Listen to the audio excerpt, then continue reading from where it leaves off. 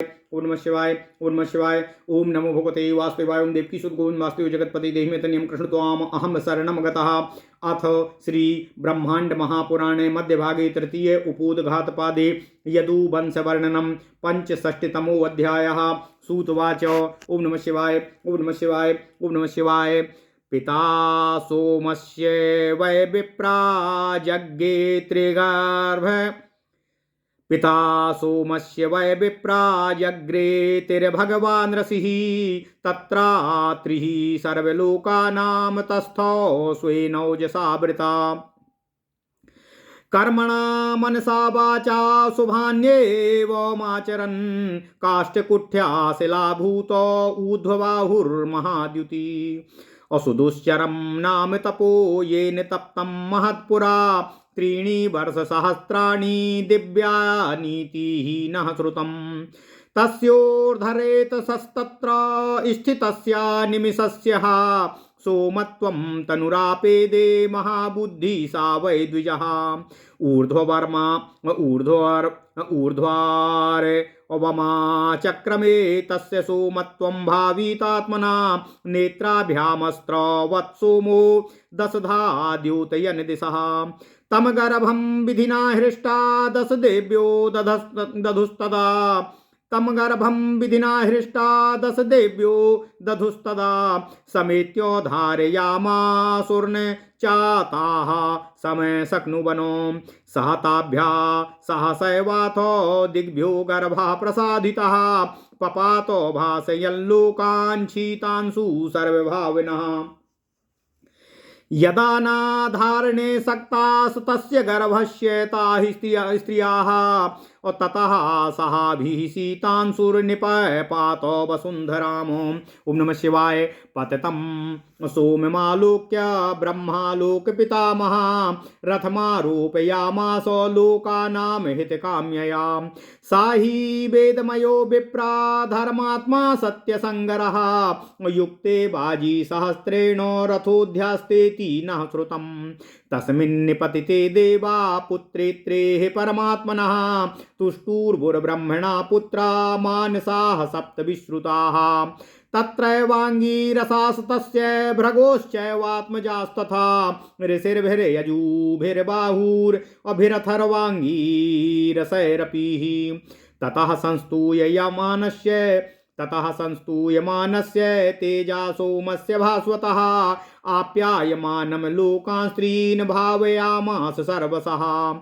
सा तेनो रथमुख्येन सागरातां वसुन्धरामो। त्रिः सप्तक्रत्वोति यस्याकाराभिः प्रदक्षिणम्। तस्य यद्वर्धितं तेजः पृथ्वीमन्वपद्यत। ओषध्यस्ताः समुद्भूतास्तेजशाखां ज्वलत् पुनः। ज्वलत्युत तस्य यद्वर्धितं तेजा पृथ्वीमन्वपद्यत। ओषध्यस्ताः समुद्भूतास्तेजशाखं ज्वलत्युत। ओम नमः शिवाय। ताभिः पुण्ड्यात्ययं लोकान् प्रजास्यापि चतुर्विधा। पुष्टा हि भगवान् सोमो जगतो हि द्विजोत्तमाः। सा लभ्यतेजास्तपसा संस्तवैस्तै स्वाकर्मभिः। तपस्तेपे महाभागा समानां नवतीर्दशः। हिरण्यवर्णा या देव्योः धारयन्त्यात्मना जगतो। अभिमुस्तासां मुदा सोमा प्रख्यातः स्वेन कर्मणा। ओम नमः शिवाय, ओम नमः शिवाय, ओम नमः शिवाय। ओम नमो भगवते वासुदेवाय। ओम देवकी सुत गोविंद वासुदेव जगतपते देहि में तनियम कृष्ण त्वाम अहम शरणम गतः। ओम नमः शिवाय, ओम नमः शिवाय, ओम नमः शिवाय। ततस्तस्मै ददौ राज्यं ब्रह्माविदम्बरः।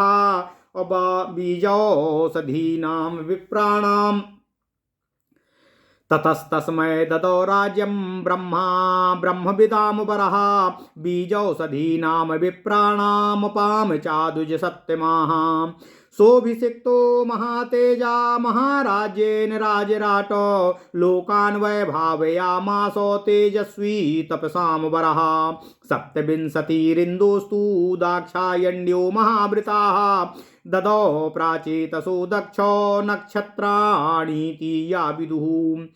सा तत्प्राप्य महाद्राज्यं सोमाः सोमवतां प्रभुः समारेभे राजसूयं सहस्र शतदक्षिणं हिरण्यगर्भश्चोद्गाता ब्रह्मा ब्रह्मत्वमीवियानो सदस्तत्र भगवान् हरिर्नारायणः प्रभुः सनत्कुमार प्रमुखैराद्यैर्ब्रह्मार्षिभिर्वृतः दक्षिणाम ददात सोमास्त्रीन् लोकानीति न श्रुतम् तेभ्यो ब्रह्मर्षि मुख्येभ्यः सदस्येभ्यश्च वैदुजाः तं सिनीचाकुश्चैव वपुः पुष्टिप्रभावसुः कीर्ति धृतृश्च लक्ष्मीश्च नवदेव्याशिषे विरेः प्राप्यावभृतमव्यग्रः सर्वदेवर्षि पूजितः अतिरेजेहि राजेन्द्रो दशधा भासयन् दिशः तस्य तत्प्राप्य दुष्प्रापमैश्वर्यामृषि संस्तुतम्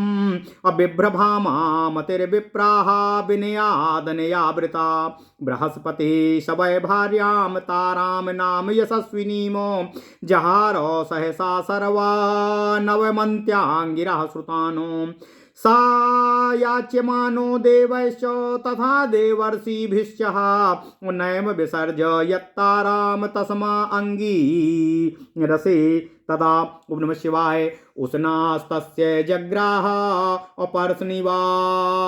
पर्षणिग्राहो भवद्देवः प्रगृह्य जगवं धनुः ओम नमः शिवाय उष्णास्तस्य जग्राह पर्णिग्राहो भवद्देव प्रगृह्या जगवं धनुः ओम नमः शिवाय तेन ब्रह्मा शिरो नाम परमास्त्रं महात्मना उद्दिश्य देवानुतसृष्टं येन सामनासितं यशः तत्र तद्बुद्धो भव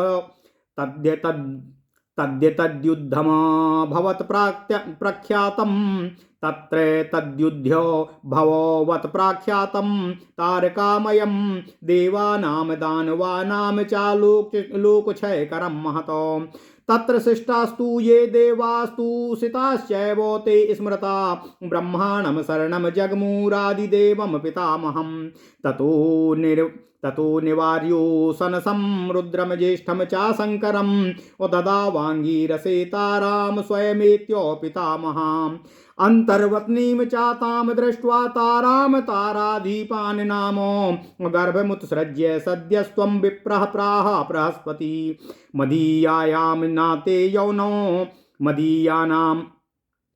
मदीयायां नाते योनो गर्भोधार्या कथञ्चन ततो तारा सृजद्गर्भं ज्वलन्तमिव पावकम् जातमात्रोऽथो भगवान् देवानामाक्षिपद्वतु ततः संशयमापन्नास्ताराम कथयानुसुरः सत्यं ब्रूहि सुता कस्य सोमस्याथ बृहस्पते हीयमाणा यदा देवान्नाह सा साध्वा साधुवाः तदा ताम सप्तुमारब्धः कुमारो दस्युहन्तमः तम निवार्य तदा ब्रह्मा ताराम पप्रच्छ संशयं यदत्र तथ्यं तद्ब्रूहि तारे कस्य सुतस्त्वयं असा प्राञ्जलिरुवाचेदं ब्रह्माणं वरदं प्रभुं सोमस्येति महात्मानं कुमारं दस्युहन्तमं ततः सुतमुपाघ्राय सोमो राजा प्रजापतिः बुध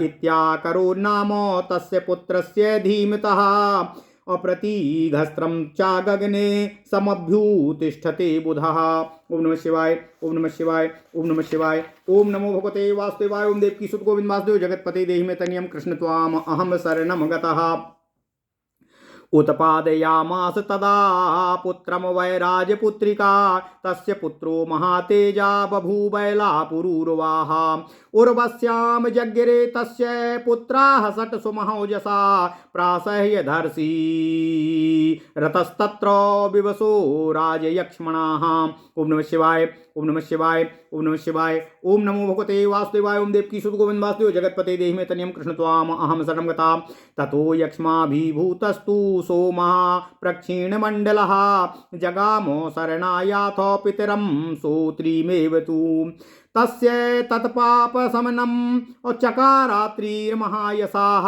और सा राजयक्ष्मणा मुक्ता श्रिया जज्वाल सर्वसः एतत् सोमस्य वै जन्मो कीर्तितं द्विज सत्यमा वंशम तस्य द्विज श्रेष्ठाः कीर्त्यमानं निबोधतः धन्यमारोग्यमायुष्यम पुण्यम कलमसे शोधनम सौम्यस्य जन्म श्रुत्वैवं सर्वपापै प्रमुच्यते। ओम नमः शिवाय, ओम नमः शिवाय, ओम नमः शिवाय। ओम नमो भगवते वासुदेवाय। ओम देवकी सुत गोविंद वासुदेव जगतपते देहि में तनियम कृष्ण त्वाम अहम शरणम गतः। ओम नमः शिवाय, ओम नमः शिवाय। अथ श्री ब्रह्मांड महापुराण मध्य भाग तृतीय उपोदघात पाद 65वां अध्याय यदुवंश का वर्णन। सूत जी ने कहा, हे ऋषियों, चंद्रमा के पिता परम तेजस्वी ऋषि भगवान अत्रि थे। वे समस्त लोगों के कल्याण के लिए सतत तपस्या में लगे रहते थे। कर्म से, मन से और वाणी से सदैव शुभ कर्मों में ही तत्पर रहते हुए काष्ठ भीति अथवा पत्थर की चट्टान की भांति सदा ऊपर को भुजाएं किए हुए तेजस्वी तपस्वी दुष्यर नाम की तपस्या में सदा निरत रहते थे तथा उस दुष्यर नामक तपस्या में वे महर्षि 3000 वर्षों तक लगातार लगे रहे, ऐसा कहा गया है। वे महर्षि बिना पलक मारे ही तपस्या में लीन रहे। इस प्रकार उन महाबुद्धि ने चंद्रत्व प्राप्त किया, अर्थात उनका शरीर चंद्रमा के समान उज्ज्वल कांति युक्त हो गया। आत्मा को बस में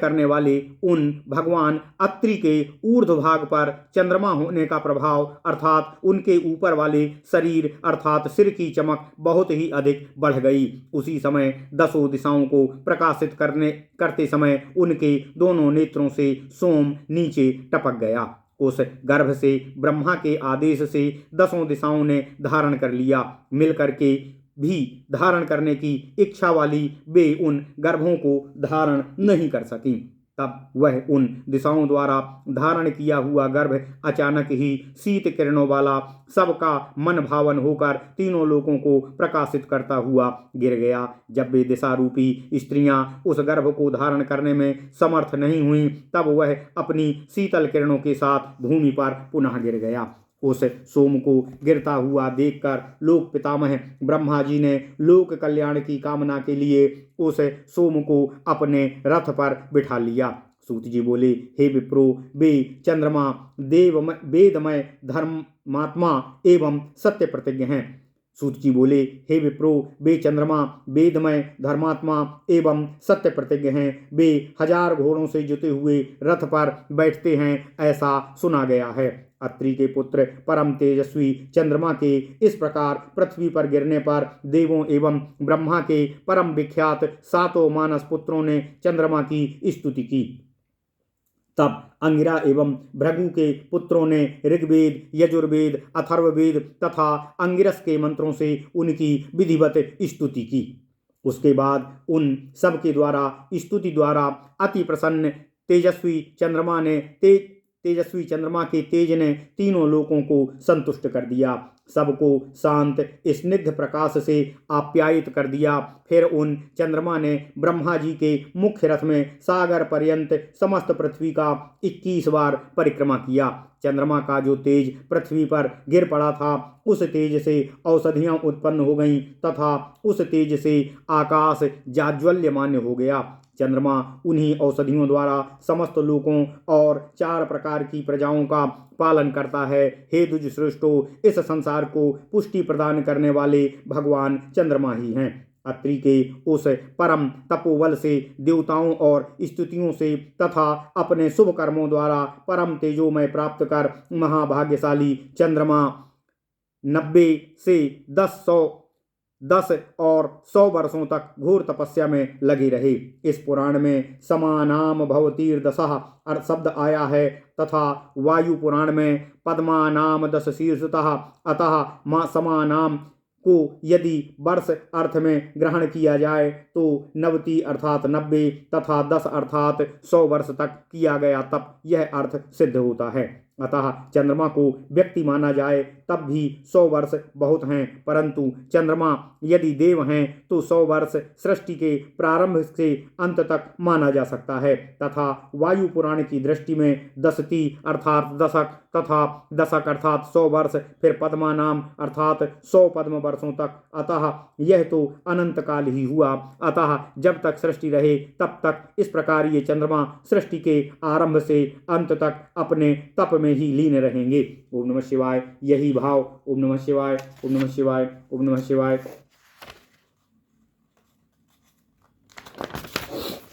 यही भाव है। स्वर्ग के समान शुभ्र वर्ण वाली देवियां अपने में इस समस्त संसार को धारण करती हैं। उन्हीं के गर्भ से परम तेजस्वी चंद्रमा की उत्पत्ति हुई है। वे चंद्रमा अपने कर्मों द्वारा विशेष रूप से प्रसिद्धि को प्राप्त हुए हैं। सूत जी ने कहा, हे देव, हे विप्रो, हे श्रेष्ठ ब्राह्मणों, ब्रह्म ज्ञानियों में श्रेष्ठ ब्रह्मा जी ने चंद्रमा को बीजों, औषधियों, ब्राह्मणों तथा जल जगत राज्य भार दिया। इन महान दायित्व वाले राज्य के पद पर अधिष्ठित हो जाने से चंद्रमा का प्रताप बहुत अधिक बढ़ गया। उसके बाद दक्ष प्रजापति ब्रह्मा जी द्वारा उन चंद्रमा को 27 दाक्षायणी कन्याएं प्रदान की गईं। उन्हें नक्षत्रों की संज्ञा प्रदान की गई।